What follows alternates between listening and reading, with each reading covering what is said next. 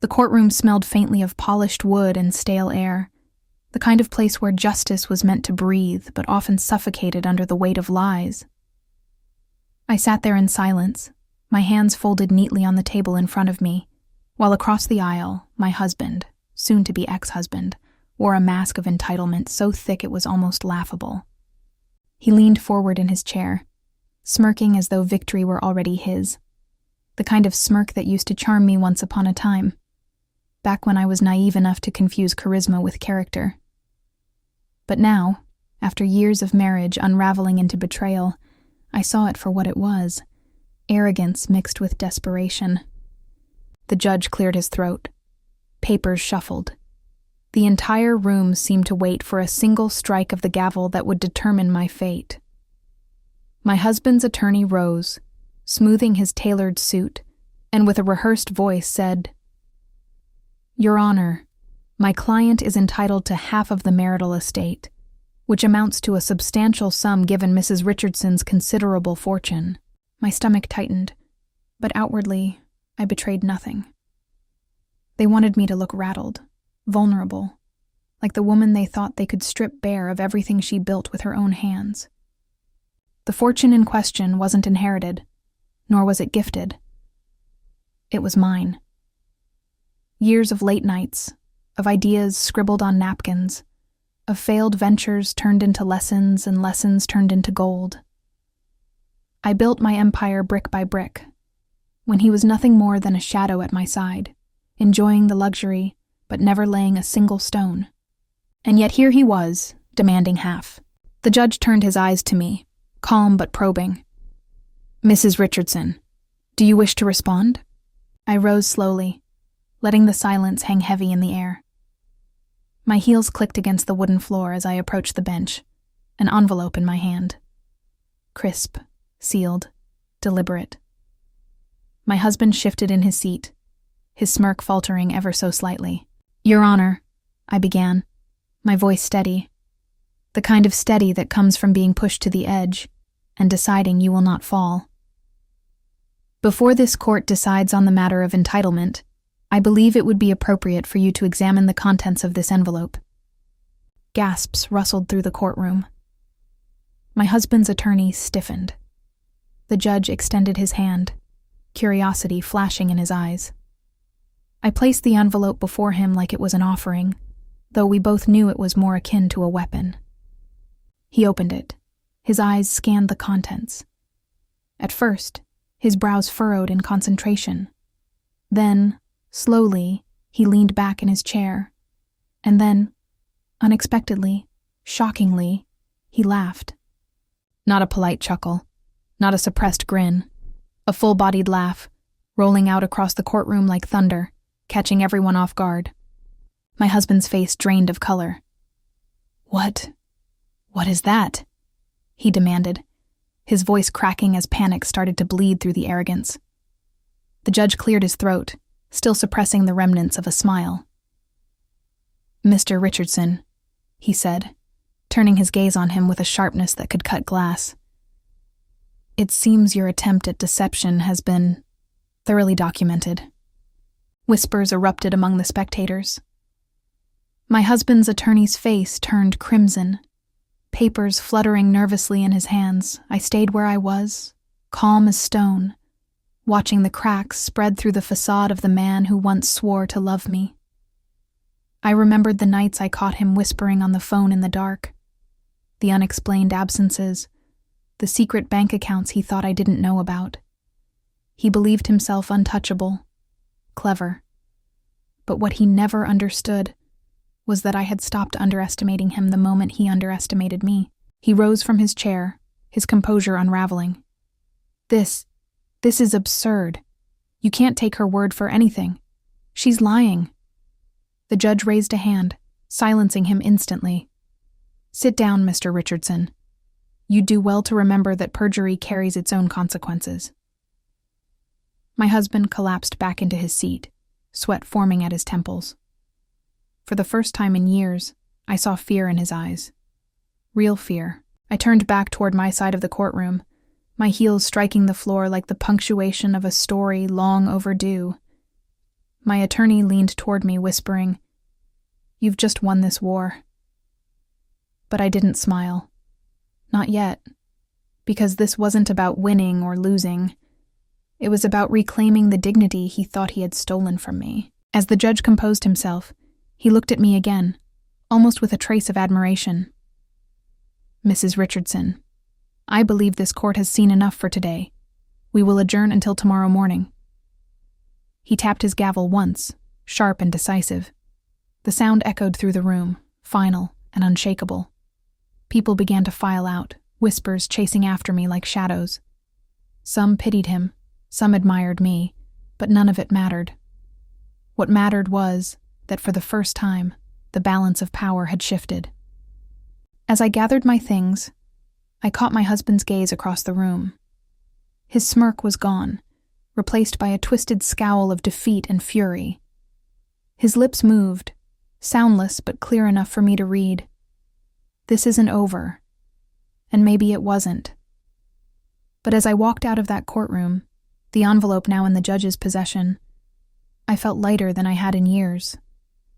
The city air hit me like a baptism, cool and sharp against my skin. Cameras flashed in the distance, reporters already catching wind of the scandal. I kept walking, my head high, each step carrying me further away from the woman who once let his shadow define her. Inside, though, a storm still brewed. Because while the judge's laughter had shaken the courtroom today, tomorrow would bring its own battles. And if there's one thing I had learned, it was this. The truth is powerful, but power only matters if you know how to wield it. As I slid into the back seat of the waiting car, I couldn't help but wonder what tomorrow would bring. Another attempt at manipulation, or the final unraveling of his lies. Either way, I was ready. And for the first time in a long time, he was not. Once she's ruined, we'll have enough for the house in Milan. Patience, my love. Soon half her fortune will be ours. The judge's voice rang across the courtroom, each word slicing through the air like a blade. Gasps erupted from the gallery. My husband's face drained of color, his smug grin collapsing into a pale mask of disbelief. His lawyer fumbled with his papers, stammering incoherently as if his tongue had turned to stone. The judge leaned back in his chair and laughed. Not cruelly, but with the kind of incredulous amusement that comes when truth tears down a mountain of lies. "Mr. Green," he said, fixing his gaze on my husband, "do you have any explanation for these rather damning words in your own handwriting?" My husband's lips parted, then closed again. For the first time since this ordeal began, he looked small, almost fragile, like a child caught stealing candy, yet the stakes were far greater. His hands trembled as he tried to speak. "Your Honor, those messages were taken out of context." Out of context. The judge raised an eyebrow, waving one of the documents like a banner of truth. "Bank transfers to hidden accounts? Plans to abandon your wife after extracting her wealth? That's quite the context, wouldn't you say?" Laughter rippled through the courtroom. Not cruel laughter, but the kind that breaks tension when lies finally collapse. My husband's shoulders hunched. He avoided my eyes, staring at the floor as if he could sink into it. I should have felt triumph. I should have felt vindicated. And in some ways, I did. But beneath the rush of justice, a deeper ache lingered. The grief of realizing the man I had once loved had reduced our marriage to nothing but a heist gone wrong. The judge's gavel struck. The prenuptial agreement stands. The plaintiff's claims are not only unfounded, but deceitful. This court will not reward manipulation and betrayal. Case dismissed. The sound echoed like thunder, final and unyielding. My lawyer squeezed my hand, whispering, "It's over. You've won. Won." The word tasted strange. Could anyone truly win in a war where love had turned into a battlefield, where trust had been burned to ash? As the courtroom emptied, my husband remained slumped in his seat, his lawyer whispering urgently, but he seemed deaf to the world. I walked past him, my heels steady, my head held high. For a brief moment, our eyes met. His were hollow, stripped of power. Mine, though weary, were unbroken. Outside, the autumn air was crisp, sharp with the scent of fallen leaves. I inhaled deeply, as though I'd been underwater for years and was only now allowed to breathe again. Reporters swarmed, their voices rising like a tide. "Ms. Hartley, do you have any comment? How does it feel to have exposed him?" I said nothing. Sometimes silence speaks louder than words. Later that night, I sat alone in my study, the same room where I had once discovered his betrayal. The fire crackled in the hearth, shadows dancing across the shelves of books that had kept me company in sleepless nights. The envelope lay open on the desk, its contents now part of the court's record, but its weight still heavy in my heart. I thought of the woman in the messages, the mistress waiting for him to deliver her a stolen fortune. Did she know? Did she care? Or was she just another shadow in his endless hunger for more? Anger surged, but alongside it came something unexpected. Peace. He had tried to steal from me, to destroy me, but in the end he had only unmasked himself. And I was still standing. Weeks passed. Friends called, offering sympathy, sometimes revengeful laughter. "You buried him in court," one said. "Serves him right." But I didn't gloat. I had no need. Justice had spoken for me. And yet, life had a way of weaving light into the darkest threads. In time, I found myself rediscovering who I was before him, before the lies, before the storm.